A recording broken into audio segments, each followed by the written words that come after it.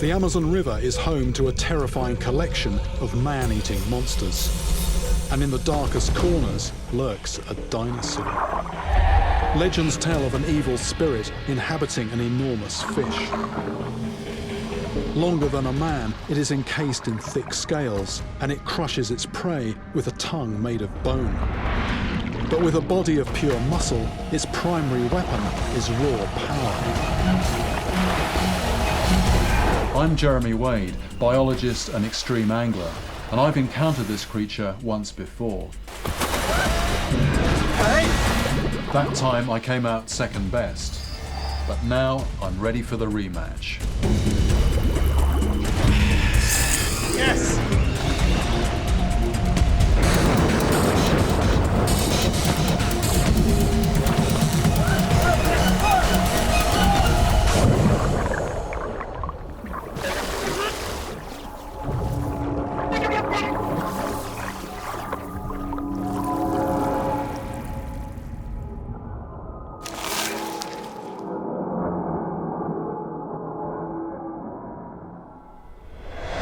I've been coming to the Amazon for 15 years, and a tale I've heard many times is that of a fisherman going missing. Far from home on a remote tributary of the Amazon, something happens.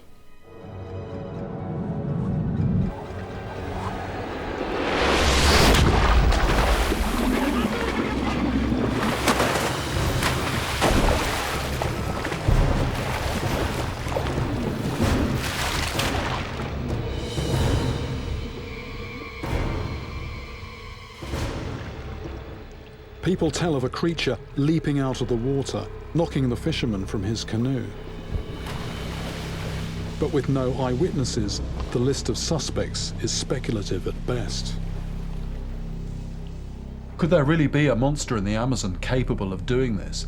And if so, what kind of beast could it be? Anaconda, caiman, piranha are all convicted killers. But in my travels around the world, I've caught some super-sized freshwater fish that are more than capable of doing the job. Is there one more river monster to add to the list of the Amazon's usual suspects? A creature that has somehow slipped through the net.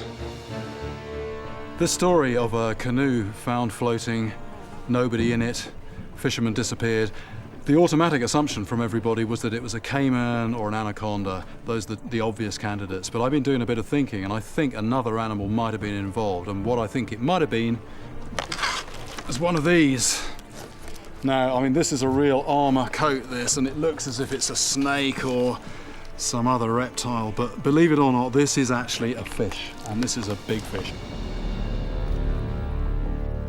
This is the skin of an arapaima fish. And if its scales make you think of a dinosaur, that's because the arapaima is indeed a dinosaur of sorts. It has swum in these waters virtually unchanged since the Cretaceous period. That is just a single scale from this animal. I mean, you know, that is pretty impressive. But they go a lot bigger than that. And the reason I know that is that. Now, whatever that came off, that would have been a serious river monster. Arapaima have been caught measuring up to 10 foot long, making them the largest freshwater fish in the world's largest river. But in recent years, they have been relentlessly overfished, and today they are so rare, it is forbidden to catch them in most areas. However, they are potentially found throughout the countless thousand miles of river that make up the Amazon basin. And I believe Arapaima may be responsible for killing some of those missing people. My mission is to investigate this theory and see if I can track down and even catch one of these potential killers.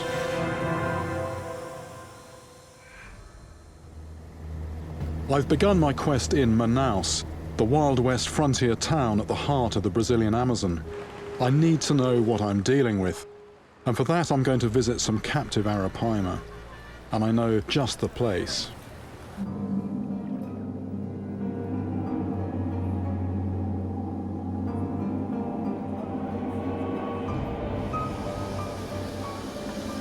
Normally in the Amazon, seeing arapaima live and close up is pretty well impossible. There's just so much water, it's pretty murky. Here's this place, it's a bar in the middle of Manaus, and this could be just the perfect place to check them out.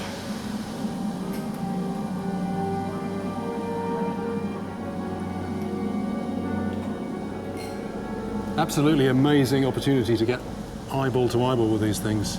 It really is prehistoric looking, like stone or metal or something, a real armour plating. And the other thing that's very striking about these fish, they are very elongated, they're quite cylindrical. That is just perfect design for an ambush predator, speed over a short distance. Arapaima are naturally predatory, engulfing any fish that fit into that bony mouth, including piranha.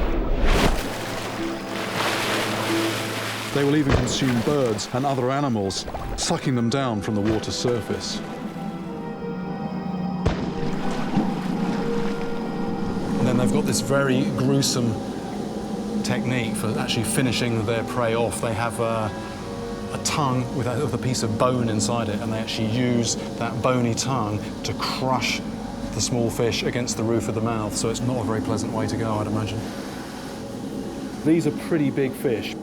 That mouth isn't big enough to swallow a person, so any stories like that you've really got to discount. But it could still actually kill you. That is a very solid lump of bone with an enormous mass of muscle behind it.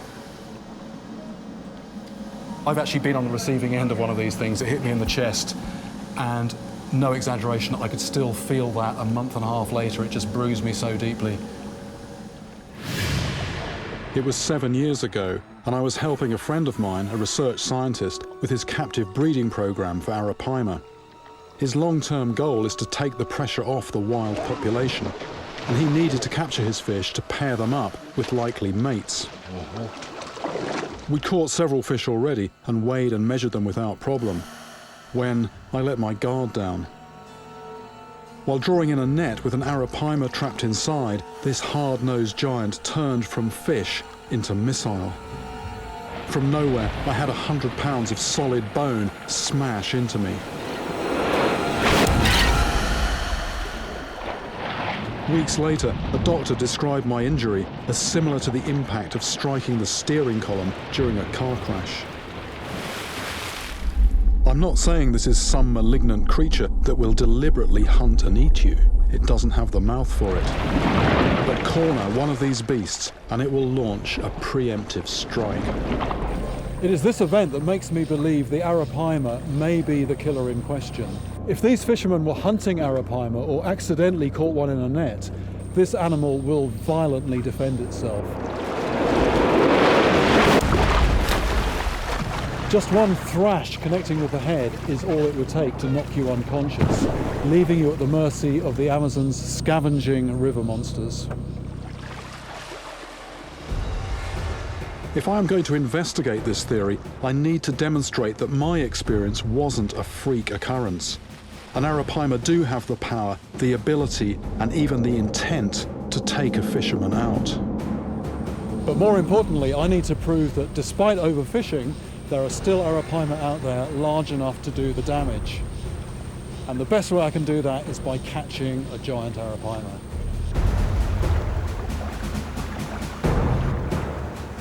But as I set off on my mission, leaving the port of Manaus, my boat captain tells me that if I'm interested in arapaima, then I should definitely visit one of these floating houses. Salted arapaima used to be a meal enjoyed across the Amazon. But since a ban on commercial fishing, a few enterprising ribeirinhos, or river people, have started to farm them in pens like this to satisfy the demand for arapaima meat. I've heard these arapaima in this enclosure here do something quite spectacular.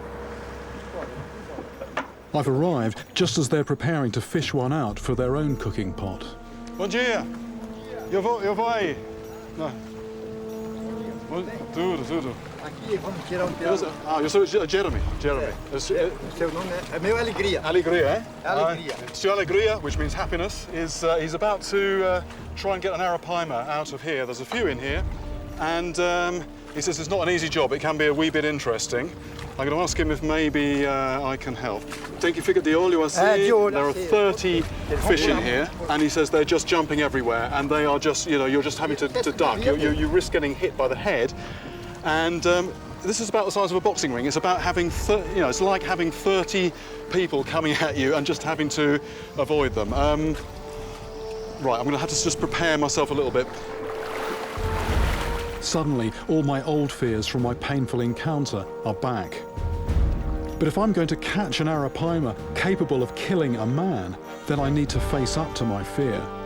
And if that means getting back into the water with one of these beasts, then that's what I'm going to have to do. Pula mesmo ou só... Pula. É limpo embaixo. Vai. Ok. Oh, just trod on a fish. Pisou em cima de Right, esse fundura todo canto, né? Eu vou para lá. Vai levando De pra lá. costa. This is this is a bit like a boxing ring. It's about the same size. There's 35 fish in here, nearly as big as I am. Lá vai o arrastão, leve nessa posição. Bom, melhor assim. Vai levando pra lá, vai levando pra lá. Okay. Vai levando Taking the pra lá. net up. It's a simple matter of netting one. But this is exactly what I was doing when I took the full force of an arapaima headbutt to the chest. And I have been warned that these fish are particularly violent when cornered. Frente, De frente é melhor. Vai. Bota o pé direito no churro. They're walking forward, which means all the vulnerable bits of my body, you know, a boxer would be covering them up. Tá beleza. Okay, that's going well. Vai começar a pular. Right, they're going to start jumping any minute, he's saying. Any minute they're going to start jumping.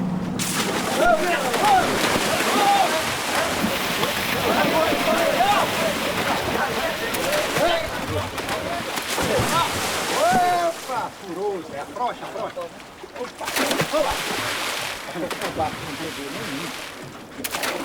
Okay, we didn't get one. We're going to have to go through the whole thing again. Knowing what's coming makes the second attempt even more daunting. Ele tá com medo. I'm afraid. Jeremy is afraid, he's saying. I think that is fairly clear to see. Right, he's saying they might be a bit tired this time, so they might...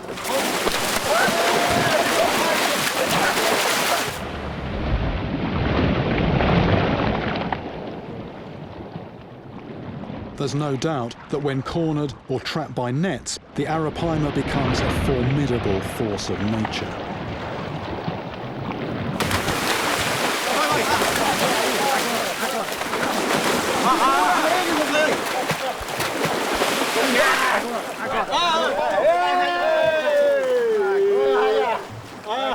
With the help of these arapaima farmers, I'm finally holding one of these incredible fish in my arms. Look at that thing. My fear has been replaced with a new respect. Vamos levantar, we're going to lift it up. Maybe I'm now ready to face an arapaima on my own. Muito bonito. Agora solta a cabeça. Oh, now we're going to let the head go. We're going to let the head go. This is the... They wanted one to eat, that one was too big. They want to get a smaller one. I think I'm just going to leave them to it. Ok. Bon. Never ever seen anything like that before. All those fish absolutely clean out of the water. You know, I think that just has to be, you know, the evidence that I was looking for. Just imagine the damage a fish could do that had the same solid bone head but was more than twice the weight. But Sue Alegria also insists that they sneak through holes in the nets, displaying a curiously unfish-like cunning. Combine that with their sheer muscular power, and you can easily see how dangerous the arapaima becomes when cornered. Now I know what I'm dealing with. But to catch one, it's going to be a couple of days by boat to one of the few places where arapaima fishing is still allowed.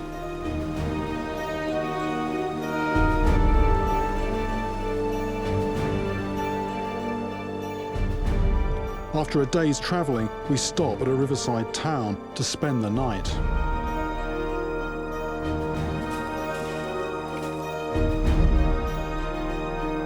I'm not suggesting that the arapaima is responsible for all disappearances on the Amazon.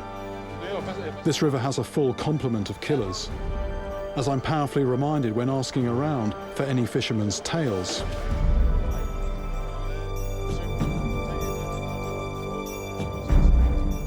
This man lost his wife to a horrifying attack by the South American cousin of the alligator, the caiman. Just yards away, his poor daughter could only helplessly look on. Aí esse mano fica aqui com a mamãe enquanto eu vou na casa do vaqueiro pedir socorro. This gentleman's wife went fishing. On her way back, the boat actually sort of went over the top of a caiman.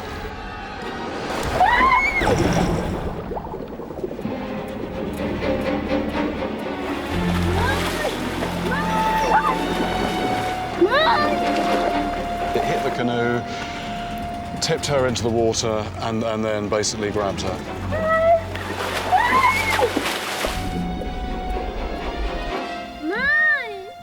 Depois eu gritei, aí ele soltou ela. Aí depois eu atravessei o garapé. The caiman had actually drawn away a little distance because of the commotion and the shouting, and then her daughter was able to go around the other side and pull her to land. But it just took so long to get help that despite rescuing her mother from the caiman, you know, she died of her wounds later on.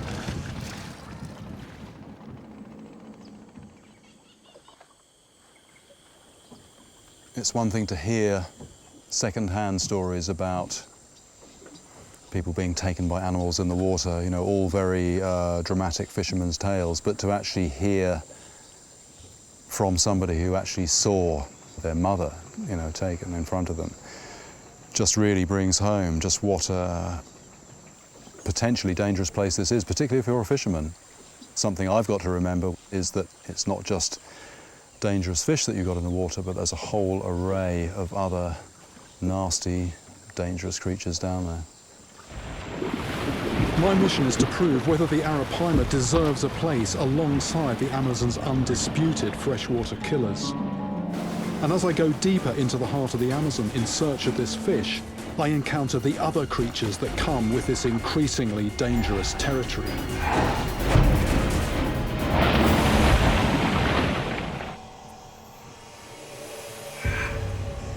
Fishermen that hunt the arapaima fish here in the Amazon regularly expose themselves to river monsters that have no need to prove their deadly nature. I've heard a tale of a killer caiman in these waters, so I head out after dark to see if I can find it. But it seems like I'm the one being watched. There are eyes following my every move. I'm out at night hunting caiman. There's one in these waters apparently that is absolutely man-eating size. They say it is close to 20 foot. Caiman's eyes reflect my flashlight, making them easy to spot. Oh, there's one.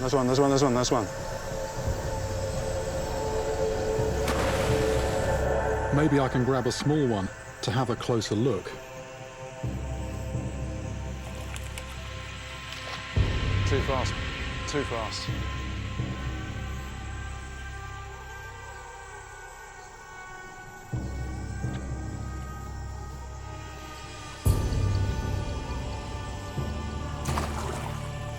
Yes!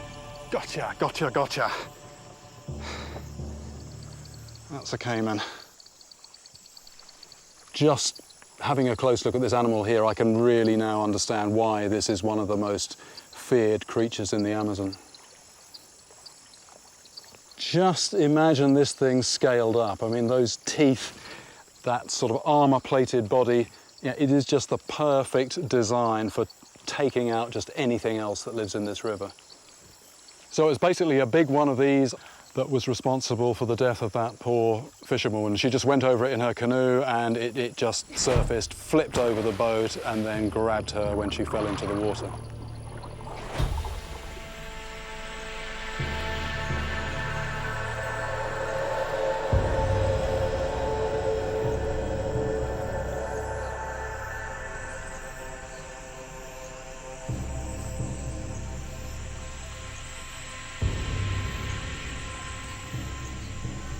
Seeing how many caiman there are in these waters makes me realise that it is as much the company that arapaima keep that makes them such risky prey to hunt. Their fearsome defences allow them to survive in these predatory waters. But also, as the arapaima becomes rarer and rarer, it is pushed deeper into the literally uncharted reaches of the Amazon. This is where the deadly forces of nature lurk. Civilization is left behind, and all medical assistance is, well, beyond reach. But if I'm to catch a giant arapaima and lay my own demons to rest, then I'm going to have to face these other monsters as well, as I enter the dark heart of the Amazon.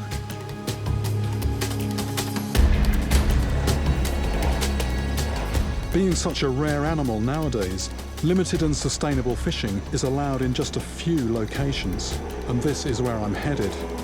I'm as far off the beaten track as possible, in search of those last places which still provide sanctuary to monsters. Basically, there's no way we could get up here using the motor. Too many branches, rocks in the water. So we're having to manhandle the boat up this very narrow creek.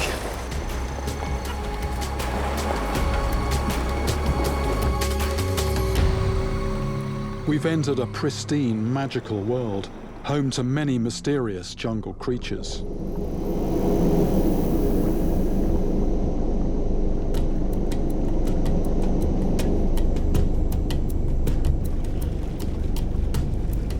And maybe the large arapaima I'm after.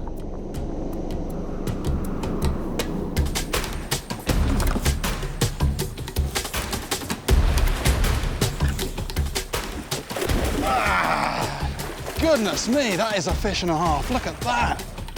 This is a beautiful caparari. Oh. Right, I'm actually very pleased to have this fish. It's not the arapaima I was after, but, you know, this is just, to my mind, such a lovely looking fish. I mean, the patterning on that is just wonderful. This bizarre catfish is a strange monster of the deep. But it seems that the arapaima is an elusive giant that won't be caught easily. With the weather turning, it's time to rethink my options. Maybe I need to find someone who can advise me where exactly it's best to fish. As I race ahead of the storm, deeper into the jungle, I'm reminded of the legend that tells how this monster fish came into being. Pirarucu was the son of an Indian chief, known to be cruel and arrogant. He was disrespectful of the gods. So the highest god, Tupã, decided to punish him. He ordered storms to attack Pirarucu on a fishing trip, but Pirarucu laughed them off. So Tupã struck him down with lightning, dragged him to the bottom of the river, and transformed him into a giant fish, the arapaima, or firefish. Although to this day, Brazilians still call it pirarucu. In the West, we have lost much of our old reverence for the natural world, but there are still remote tribal people for whom reality and myth are almost interchangeable. The tribes of this region have a deep connection to the arapaima and are still allowed to hunt it for food. So if I'm going to track one down and learn from the ancient ways, I'm told there are no better teachers than the Munduruku people.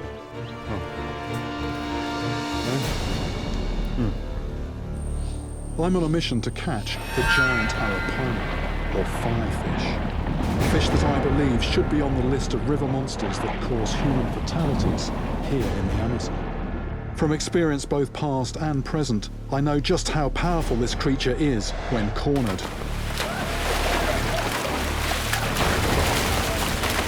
To prove that there are still arapaima out there that are big enough to inflict a deadly blow, all I have to do is catch one.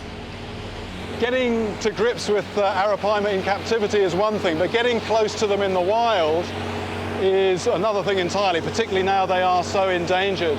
But there are some people further up this Amazon backwater who do have a very ancient relationship with the Arapaima, and I'm hoping that when I get there, I'm going to find out an awful lot more.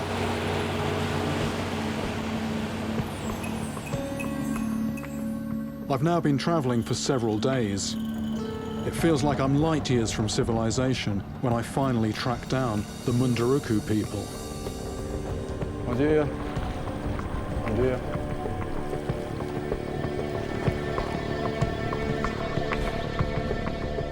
Although often dressed in Western clothes these days, the Munduruku still retain their connection to wildlife and to the myths and legends of old. A época melhor para ver eles. E agora essa época, né? Época de seca. Okay. It looks like I could be here at the right time. A good time is right now when the water's down and the fish are actually concentrated. Okay. Ah. But lunch is on the go. Turtle's actually very tasty. If you're eating fish all day, every day, a little bit of variety actually is quite a treat. So some fish ready for supper. No fridge here or anything, so basically had to put some salt on, otherwise they just go off in the heat. Assim. Olha lá.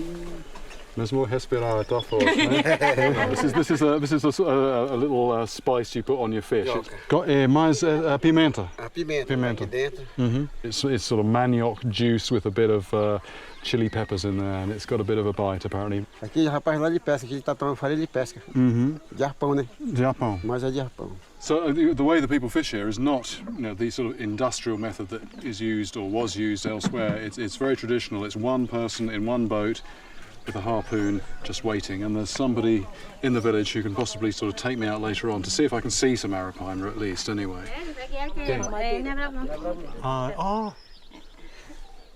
It's a newborn little monkey, and they're feeding him with a bottle at the moment. He's that young.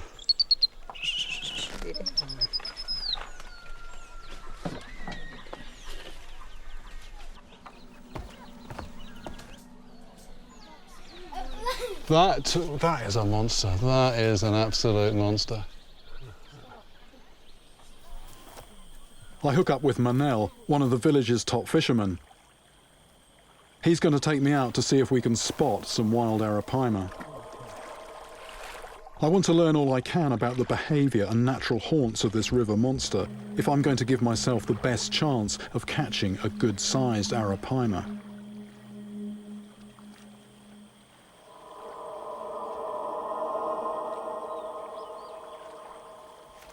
What Manel's just told me is that to fish for Arapaima, the one thing that you really need is patience, and I'm really getting a sense of that. Just drifting slowly, watching for that one sign of the fish coming up to the surface. Arapaima are air breathers, an adaptation that allows them to live in the oxygen-depleted lakes that form in the Amazon's dry season. But it is also a vital clue for fishermen. Every time they break the surface, they give away their presence.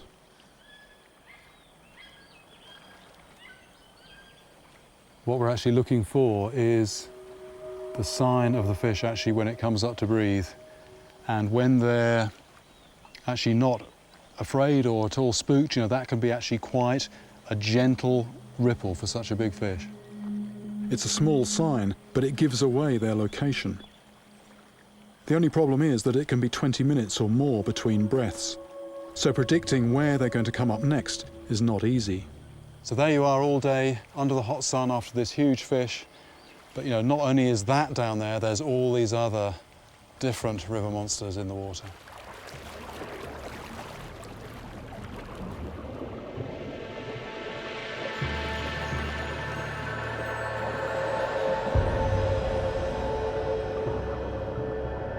I'm often in large metal-hulled fishing boats, so coming down to water level in these tiny canoes makes you feel very exposed and vulnerable. I'm beginning to appreciate that how you see the natural world entirely depends on your perspective. We've been paddling around here for a fair old while, and he's actually pointed out a couple of fish surfacing, but to be honest, I actually couldn't see anything at all. I think I've got quite a way to go until I properly get my eye in.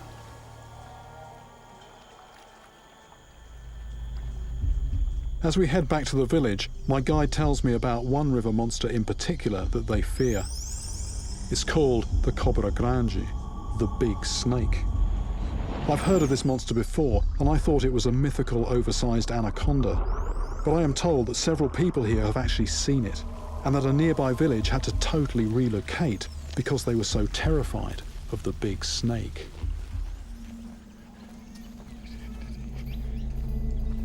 Senhor, Posso entrar? pode entrar. Eu cheguei a ver ela. Eu vi ela em terra. In terra. Manuel here has actually seen a Cobra Grande, and it was actually on land, so I'm very keen to get the details of this. E como foi que aconteceu? Ah, sim, nós vinha com meu avô lá debaixo da ponta da onça subindo, né? This sounds more than just a big anaconda. This was a huge animal. I mean, immense size, great big head, and this thing was black, red, and yellow, and it was missing its tail apparently, which is an odd detail. But he obviously had a very good look at it. Mas chega tava The preto. snake was just lying there, looking out over the water. These eyes like searchlights, and apparently its head just covered in bees, just black with bees, but the animal just not bothered at all. Em cima tudo, em cima da flor da terra, da água, vamos dizer que ela todo tempo a gente estava vendo. So it does sound as if it's more than just an ordinary anaconda. It is something very different. I mean, almost like a mythical beast, except for the fact that for him, it's no myth. It is a real animal. Sounds far-fetched, but he actually saw this huge animal just down the bank from here. He tells me that a few other people in the village saw the Cobra Grande very recently. This is an opportunity not to be missed. I've come to meet the Munduruku people to try and catch the Amazon's biggest fish. But as I've become immersed in their world and myths, I've decided to put my Arapaima hunt on hold, to follow up a lead that might reveal another vast river monster, the Cobra Grande, or big snake. I'm on my way up a narrow, winding creek in the middle of flooded forest, except at the moment the water is very, very low. And I'm on my way to see the hole where a Cobra Grande is supposed to live. This is the giant snake, which I thought was just purely a creature of myth, but they said, no, we are taking you to a place where people say there is one actually there now. I was initially sceptical, but their insistence is infectious. I mean, it really is quite a spooky place, this, all these sort of skeletal dead trees poking out of the water. And, if anywhere is going to be the home of a Cobra Grande, I mean, this place certainly does have that kind of feel to it.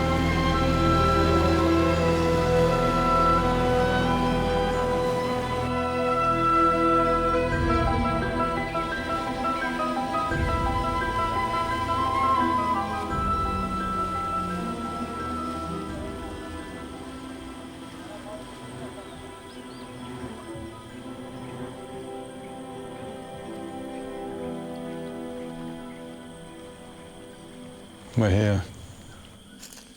With the Amazon basin covering some 2.7 million square miles, there are without any doubt new species waiting to be discovered. And who knows how big some of these animals might be. They said that this line here is a track. If this actually is the track of a snake, it is a big, heavy animal. This is a seriously large track that it's actually made in the ground here. Anacondas can reach around 30 feet. If that isn't a big snake, I don't know what is. But the locals say Cobra Grande is far bigger than an anaconda. Yes? That does actually look like the home of something. Judging by the size of the holes there, that could have been something pretty large. So here we've got a bit of shed snake skin, and it goes all the way from what I can see. It starts here, some there. There's quite a lot here. And then just a little bit more here. Let's just pick a bit up.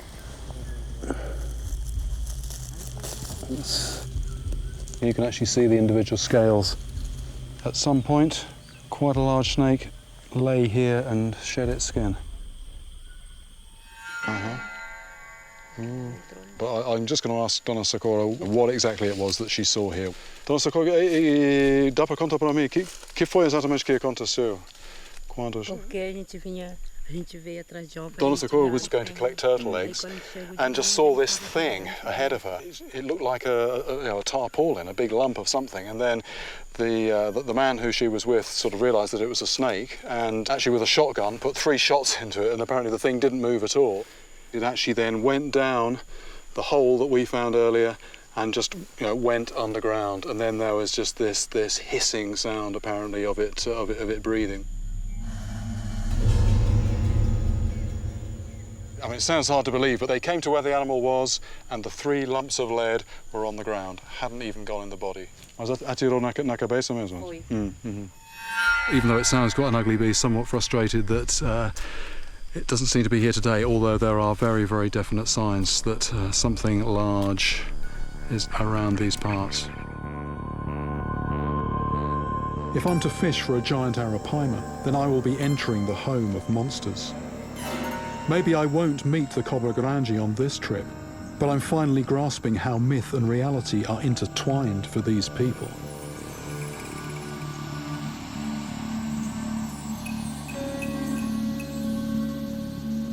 I'm sure I could spend a lifetime learning more and more about the arapaima and the creatures that share its mysterious world. But it's now time to put all I have gathered into practice.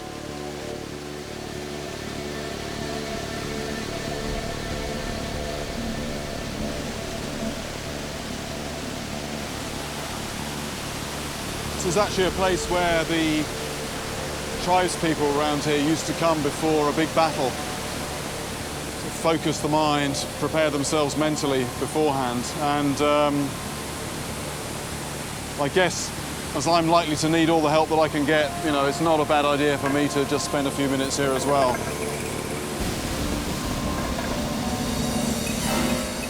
I know that if I'm going to be successful, I need to understand and respect a fish that, for the local tribes, is the incarnation of a warrior. Mentally and physically prepared, it's game on. It's just me, my guide Johnny, and out there somewhere, a very big fish.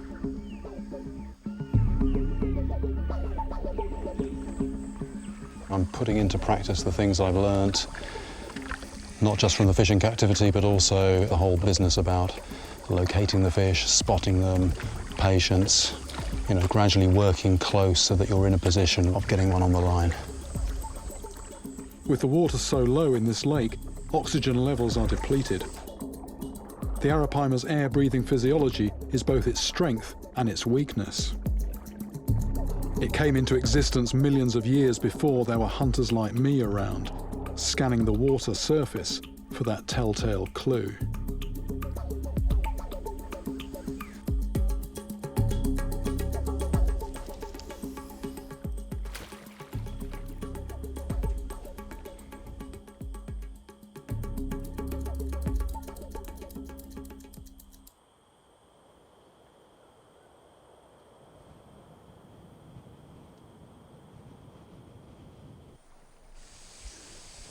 There's some bubbles actually just coming up in the middle, more or less where my bait is, and that is very likely to be an arapaima down there on the bottom, grubbing around in the mud. It's very close to my bait. Something took it, but then let go.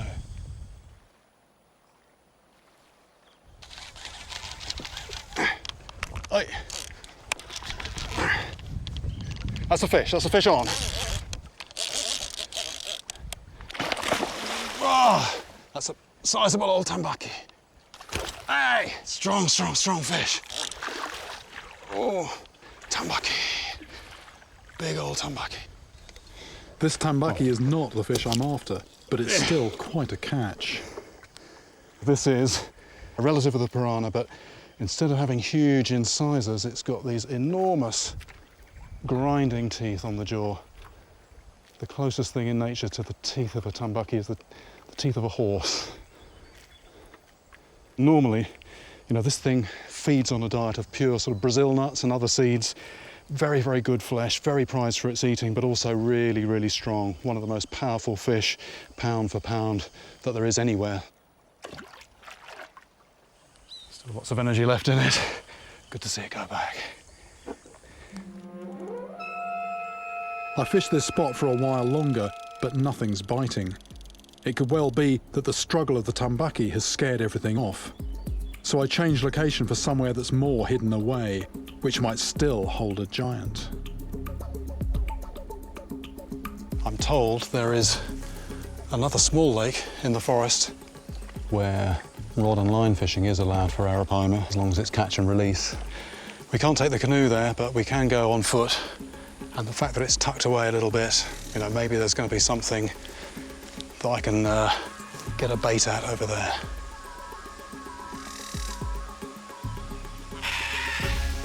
Yes, yes, yes, yes. That's a fish. I've heard tales of various Amazon monsters on this journey. Some legendary, some real, and all dangerous.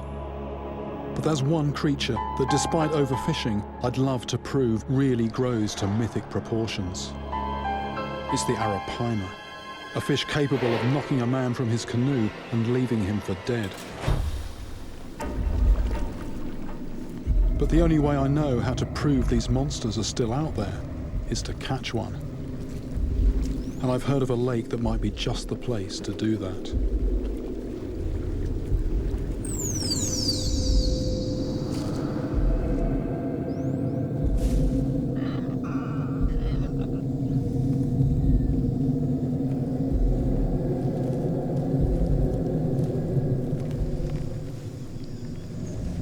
This lake looks really nice, actually.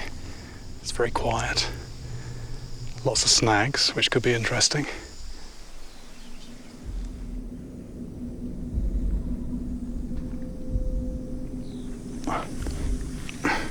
I'm actually using a thing called a circle hook. Now that looks like it's just not going to hook anything at all. The point just coming in here, that's just not going to hook on anything. But in fact, if that's the fish's mouth, what happens is it just comes and turns, and there it is, right in the corner of the mouth.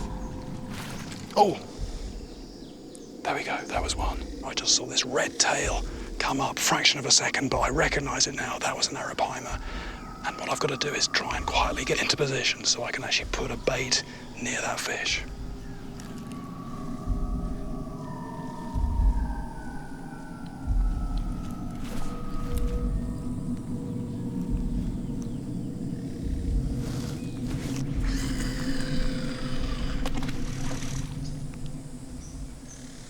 One thing that I learned from the tribespeople, which is actually quite hard to do, but I've just got to be patient.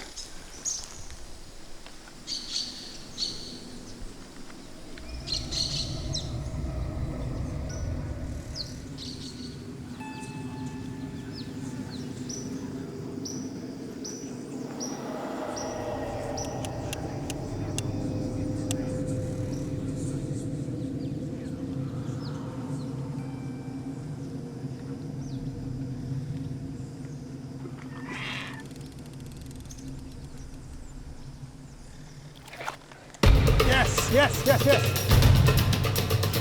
Yeah. That's a fish, that's a good fish. Close up.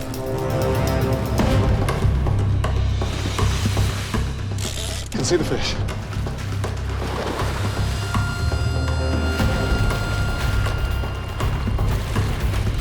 As the battle with this arapaima approaches the half-hour mark, I'm reminded that the rebellious, proud spirit that inhabits this fish even refused to surrender to the gods.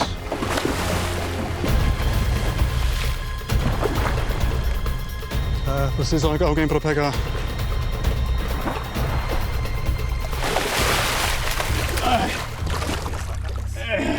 Right, it's going to be out. There we go.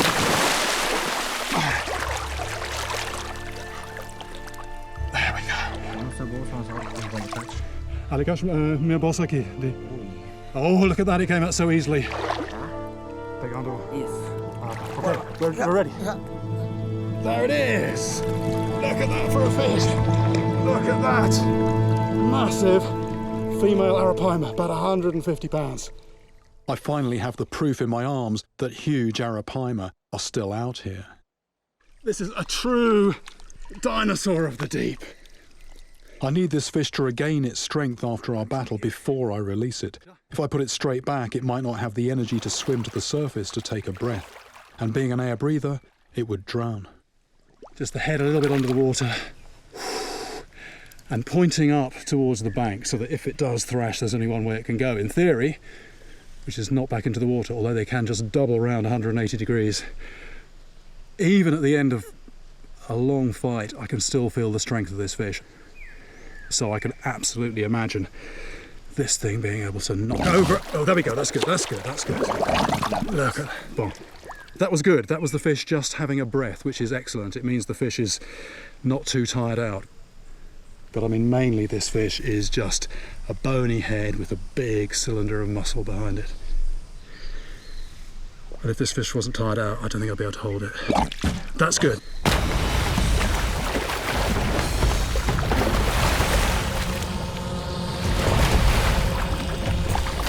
No, it's gone. We were just wondering if it had enough strength to go, and no doubt about it, I just couldn't hold it. And in fact, at the end of an epic battle on the line, but also an epic quest trying to find one of these things, but finally feeling the strength of it, absolutely, I'm in no doubt now that if you were in a small fishing canoe and that thing hit you underneath, I mean, it would easily upend the canoe. And then if you're in the water afterwards and you got on the wrong side of that head, my goodness, that would absolutely take you out. Mythic and real beasts swirl around one another here in the Amazon.